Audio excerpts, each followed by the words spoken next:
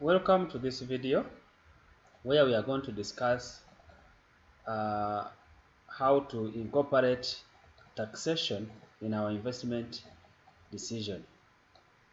So in my previous video, we have looked at how do we incorporate inflation in investment decision, and we looked at how do we look at adjust for real rate, nominal rate, and inflation rate. And then I said that in case you have an inflation, then you need to adjust your cash flows for inflation. And once you have adjusted your cash flow for inflation, then you should discount those cash flows using a nominal rate. However, if your cash flows are in the current term, then you should discount those cash flows using a real rate. So in this video, we are going to look at how do we incorporate taxation in our investment appraisal. So we are looking at how do we allow for taxation in our investment appraisal. So when it comes to taxation, we have got specifically two important aspects. So in our investment appraisal, we are looking at the tax you are supposed to pay on your investment and the tax allowable depreciation. So it is very important to look at those two aspects as far as taxation is concerned in an investment appraisal. So if you look at the first one, the amount to be taxed paid in form of tax. Whenever you have an investment, you should know that there is a tax to be paid, the corporate income tax to be paid.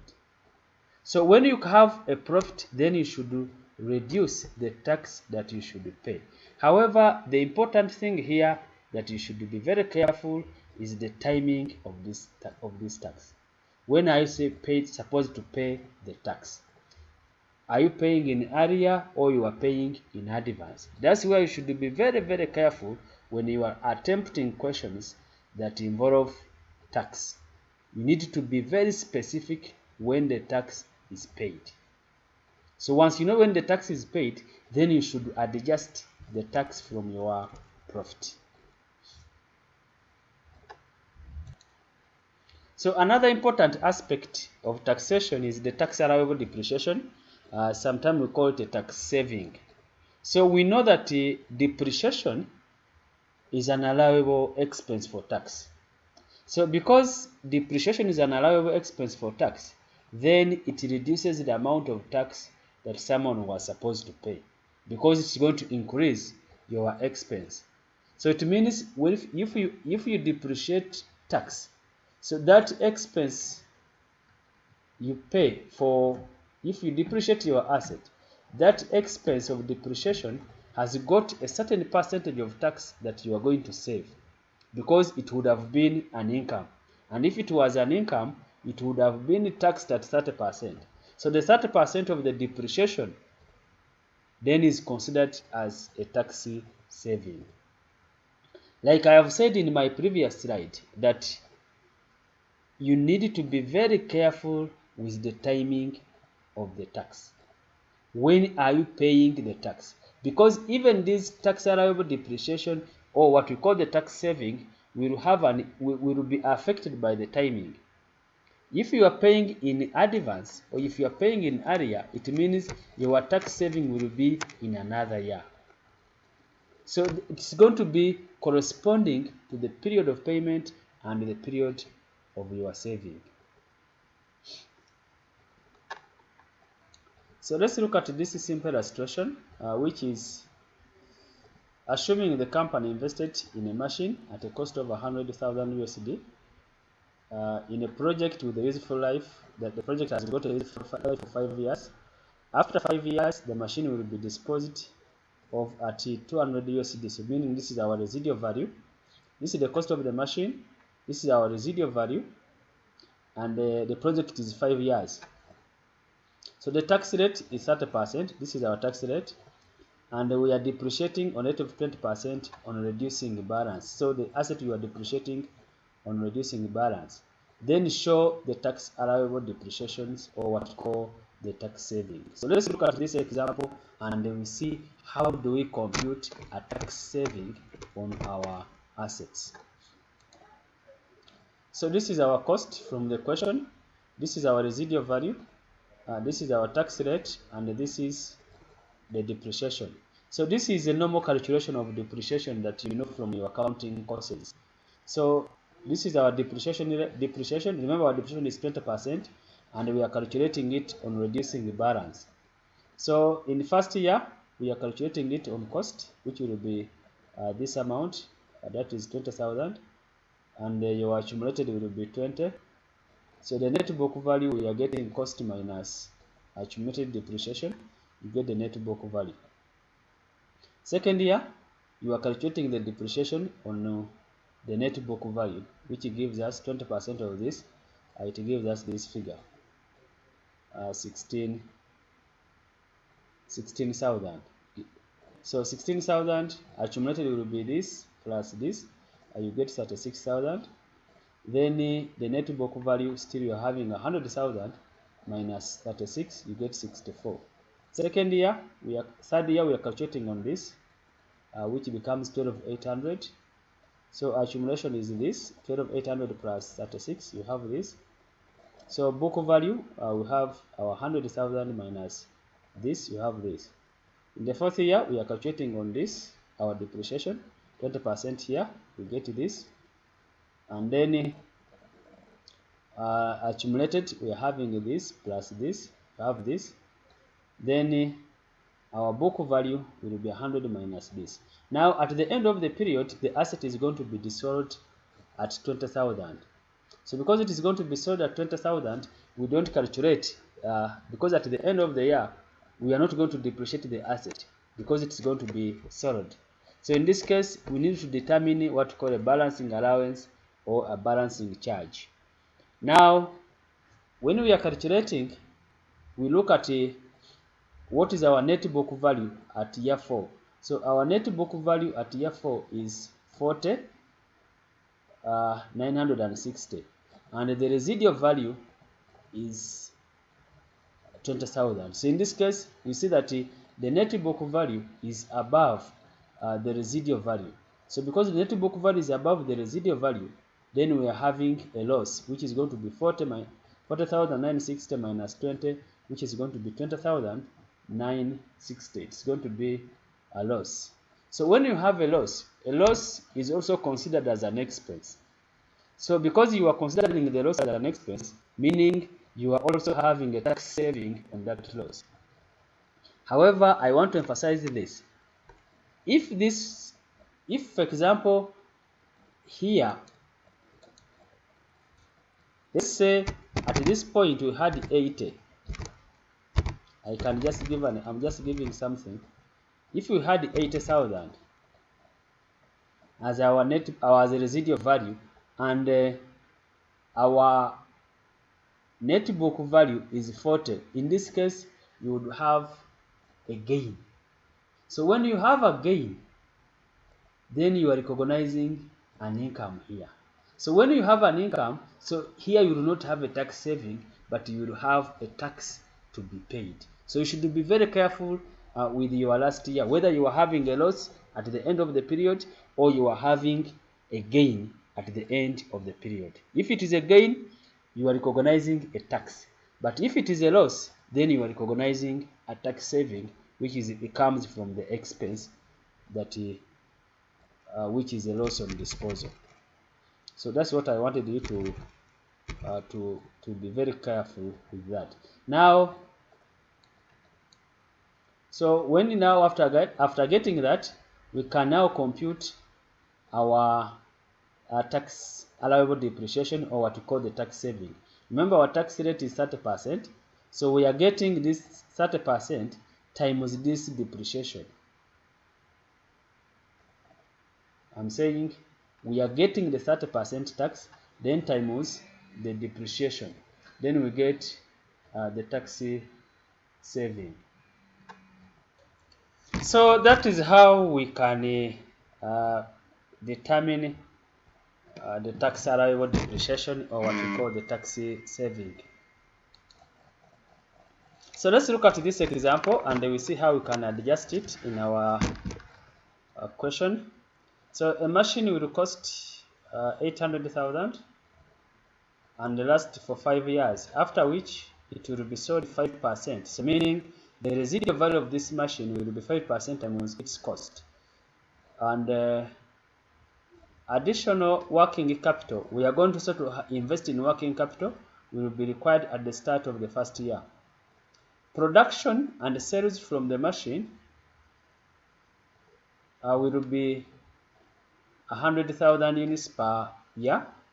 Each unit can be sold at 16 and they will incur a variable cost of 11. So this is our selling price, and then we have a variable cost. So from there we can be able to determine the contribution. Incremental fixed production cost will be 160 per year. The company uses an after-tax cost of capital of 11% and pays profit tax 1 year in earlier. It means they are paying the tax in earlier. The tax of year 1 is paid in year 2. The tax of year 2 is paid in year 3. And then the tax rate is 30%. Capital allowance and inflation should be ignored. So we are ignoring capital allowance and inflation. So required to calculate the NPV and IRR and advise whether the investment is acceptable. So like what I said, the first important thing is to identify the key information from the question. So this is our initial investment. The residual value, you can get it because it is 5%. You get the residual value. We have a working capital, that is the key information. We have the production unit is here. We have our selling price. We have our variable cost. Then we have incremental fixed cost. We have cost of capital, and then we have the tax rate. Those information should ensure that you remove information from the question. If you don't remove information from the question, it becomes complicated for you to do this question. So my working one, I'm looking at determining the cash inflows. So my period from year 1 to year 3 to year 4, the units are constant. Selling price is constant, 16. Variable cost is constant. There is no inflation. So as I said, to get our contribution, we get our selling price minus the variable cost. So this is our contribution. So to get the total contribution, we are getting our contribution margin times the units. So we get this contribution. So our production cost is given, is 160 per year, it's constant. So our net cash inflow will be 340, that is contribution minus production cost. So we get 340. So this is our net cash flows. So from our working one, we have these cash flows. So we are extending it up to period 5 because of the tax issue. So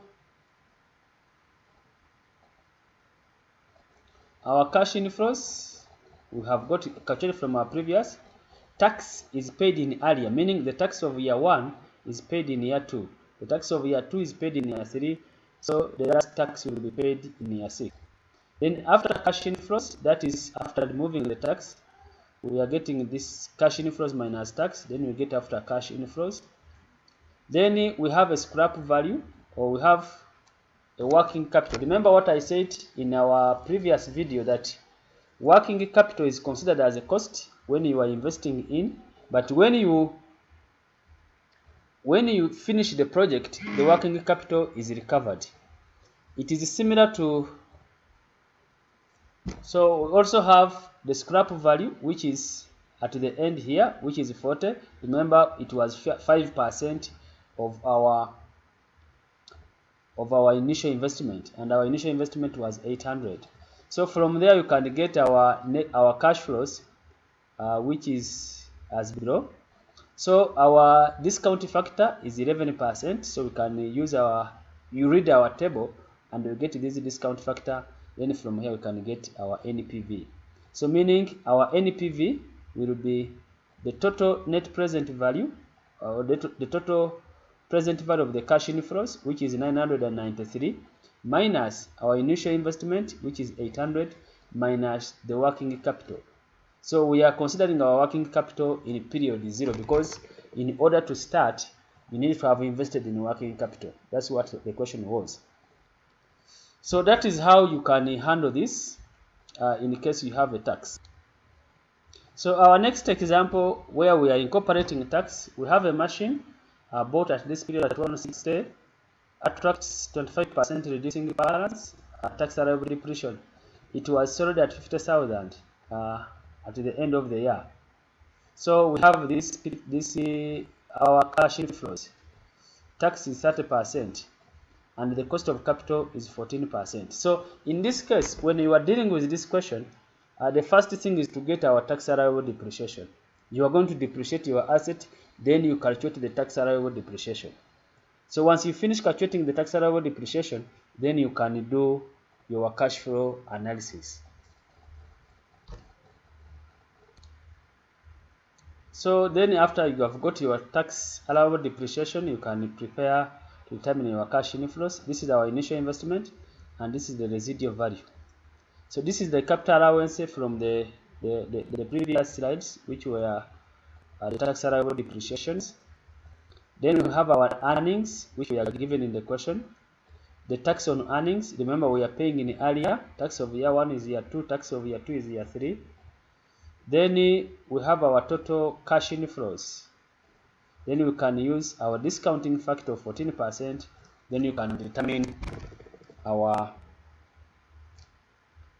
net present value. So as we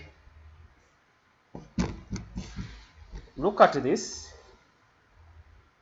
so we have looked at how to incorporate tax in our investment decision.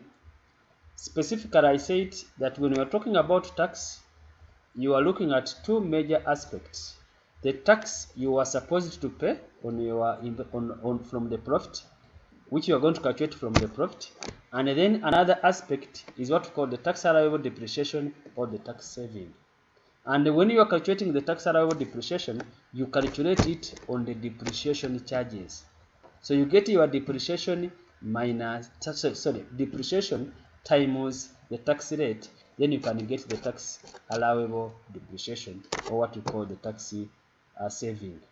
Now, I said at the end of the period, you need to determine whether there is a loss or there is a gain. So you are comparing the net book value of the asset at the end of the year and the residual value of the asset.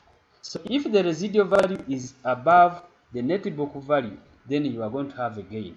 And once you have a gain, there is no tax saving in that year, but you are going to recognize a tax to be paid. However, if the net book value is above the residual value, in that case, you are having a loss.